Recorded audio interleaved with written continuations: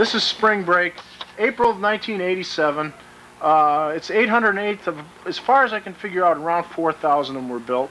It's a John Trudeau game, a guy I don't usually like as far as being a designer. Calls himself Dr. Flash. He's the guy that did Creature from the Black Lagoon and a whole bunch of really bad Gottlieb games from the 80s.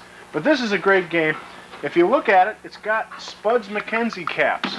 Now I remember I was operating games when this one, let go my baby! When this one came out, we were operating games and only the lower production numbers actually had the Spud's caps.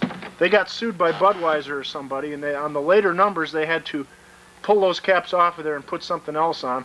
It's also got these really cool Tiger drop targets, which I think are pretty damn groovy. It's got this strange little mini playfield up here where you can come down this ramp and it feeds you right to this flipper, and you just keep pelting those 3 targets up there for big points. It's got 1 ramp, which for me is enough. I think you get more than 1 or 2 ramps, the game gets too cluttered. And if you look at the playfield on this one, it is a new playfield. When I got the game, the playfield was real ratty, so I went ahead and popped the extra $150 for a new playfield. And if you look, it's got a Mylar on it. Usually I don't Mylar my new playfields, but this one, since it's got so much light yellow and kind of like light sandy color, I decided that that would show too many hop marks, so I went ahead and Mylar'd it.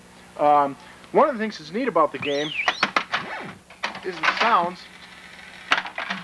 It plays Beach Boys music and the Wipeout. And it starts out on the first ball. It gives you automatically at the start of the game a 2-ball multi-ball. On the second ball, it starts you out on 3-ball multi-ball, which you can see I got going now. And it plays a different song on each ball. And it's kind of goofy. It's got almost topless chick on it. She's like embarrassed that the dog has snatched her top. And then if you get through to the last ball, on the third ball, it gives you a 4-ball multi-ball, which is a neat feature. I always like getting 3 or 4 balls without having to work for it. And then at the end of the game, it plays Surf and Safari. And if you look at the back glass, it's got their photo artwork. There's little Spuds there.